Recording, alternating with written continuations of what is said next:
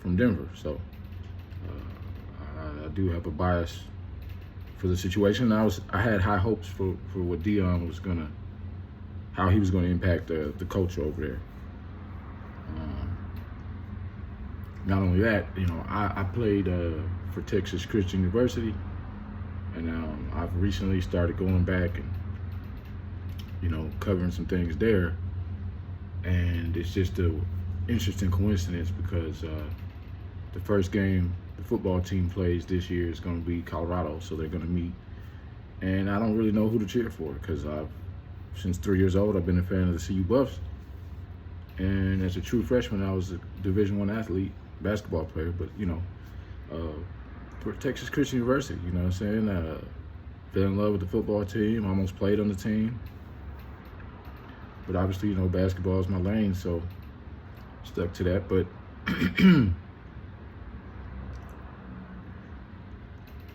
I got to get into this because everybody talking about it. It's crazy. I haven't looked into it yet because it's like I seen bad news and I kind of just didn't want to really. I just was kind of hoping it'd go away.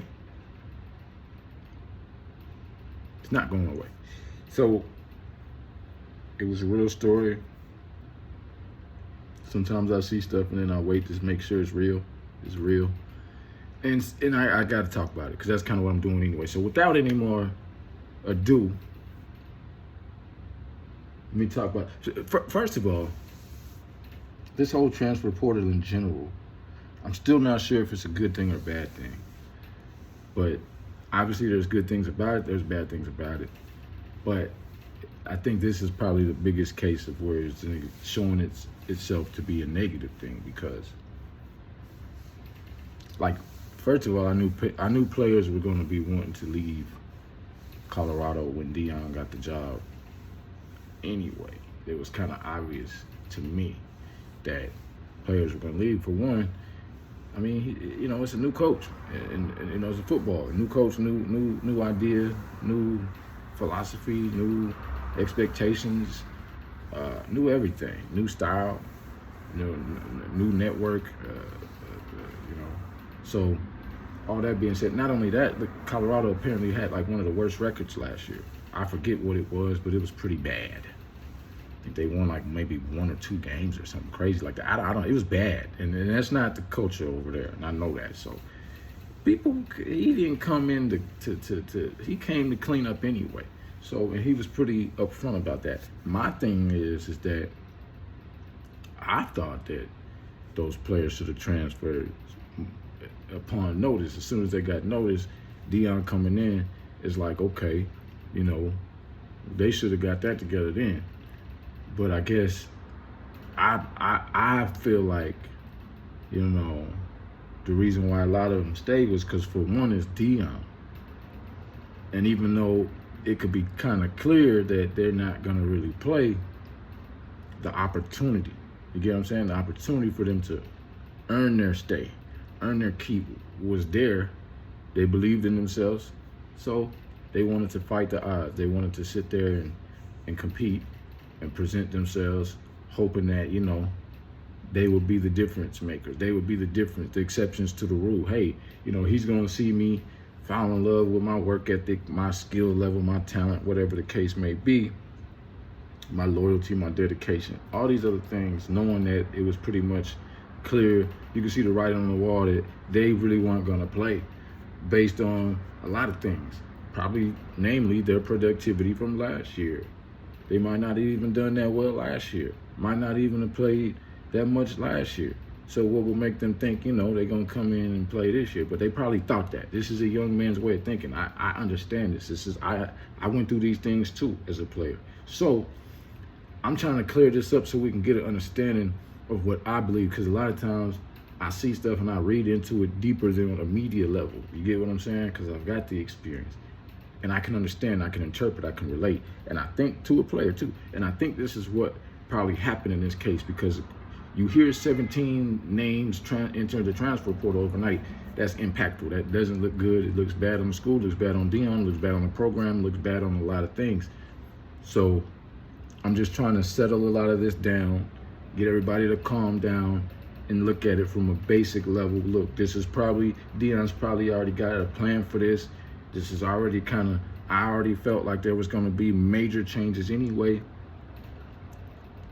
And I guess it's coming out later than what people would think because it was after the spring game. You know what I'm saying? They had their first spring game and then. So yeah, so anyway, you know, I'm gonna read into it. I'm gonna check it out with y'all. Y'all gonna watch it with me. We gonna review and see what really went on because I really don't know. Obviously, I'm hoping for the best for the school. You know, and you know, hoping that it doesn't set us back in any kind of way to where, you know, we're not going to be able to, you know, do things. And I believe he's got a plan. I believe this is already going to be either replacements were already ready coming in. You know, it's still the next year. You know, football season is kind of over the end of the school year and the beginning of the next one. So I think that there's going to be a lot of players coming in, and it was all kind of a part of the plan. He probably did it this way just so that way he didn't have to let these guys that was already there down without giving them an opportunity at least, you know what I'm saying? This first spring game came up. This was the opportunity. I think it's been like, hey, y'all had the chance to come do this, do this, do this. This was the report card. This was the evaluation. Bam, bam, bam, bam, bam.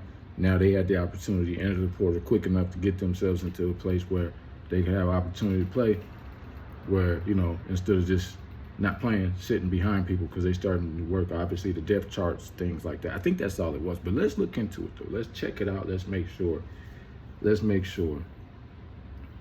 Because this all kind of stuff, and I'm going to check this out myself and see, you know what I mean, some of the, what the experts are saying. Oh, man, because this is bad. This doesn't look good. I'm hoping, you know what I mean? I'm hoping this is not some, like, you know, some mess, some dirt, some stuff that just doesn't need to be right. Now that number has gone to 23. See what I'm saying? That number is pretty big, you know? Yeah, that's why I figured it was going to be bigger than when I heard about it. When I heard about it, it was 17. I've never heard of anything like this. Football tonight. I will say football does have about, what, 55 roster spots. So it's like, it's a lot, guys, but it's not like, you know, like if it was basketball, it'd be the whole team, basically. But, wow. And then I heard one of them, yeah, from Shedeur Sanders, because Shedeur Sanders went live, you know, quarterback, Dion's son. And he was, I think, because I forget the receiver's name at the time, but I guess he was like, he had like a lot of catches, touchdowns in the game, and then entered the transfer portal. Now, from what I was hearing, that there was some guys that are supposed to be, you know, rated pretty high who did not play in that game or who hadn't been enrolled yet and just weren't there. He heard about that transfer. I don't know. Let's read some stuff, man. Because now this says 23 and 23 players, and this was 6 days ago. Now this is a day ago where it says Sanders explains. See, some of these videos are pretty long. Let me go to the Sanders one because this is only, let me just go to this one. This was a day ago. Get cable-free live TV with no hidden fees or long-term contracts. So the past couple of weeks, it kind of been like a lot of players transferring out like that. Now let me say this. I will say this to not to be on the devil's advocate side as well.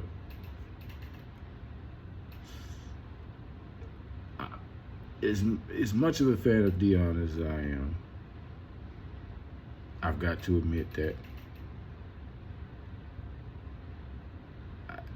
you know, the style in which he came in, I think it was kind of unique, I'll say, to say the least. Like, you know, you got media and cameras everywhere, filming everything, like it's a reality show. And when you got things such as like football, basketball, the preparation process is something that is really a private in-house thing, especially when you're, you know, recreating a culture. You're starting from scratch because there's a lot of growing pains that need to take place, and you know, so I mean, I know that we're living in a day and age where media is something that is like a major thing. It's a major part of everything now. But you know, I guess the confidence, coaching is something that is not playing. You know, he did a great job at Jackson State, but he's still not like established a long-term history of winning football as far as a coach is concerned. Secondly, if you come into Colorado, that's major Division I football. Compared to, HBCU football, it's a different level. So, to come in with this type of confidence and swagger and all this is different. There's a thin line between love and hate. One thing to have confidence. There's another thing to just come in and do a certain way. And I just speculate that there could possibly be some of that backfiring because, you're doing things in a way that everybody might not believe in. It hasn't been proven at that level. And you need these kids. These kids might have, because I don't know what level, what's gonna happen now. Because what happens when your whole team quits? We at 23 now, apparently, supposedly, allegedly, transferring from next year. This isn't the pros, so this is different. It's different now. So we got to check this out. I just wanted to put that out there just because I call things like I see it, whether I'm a fan or not.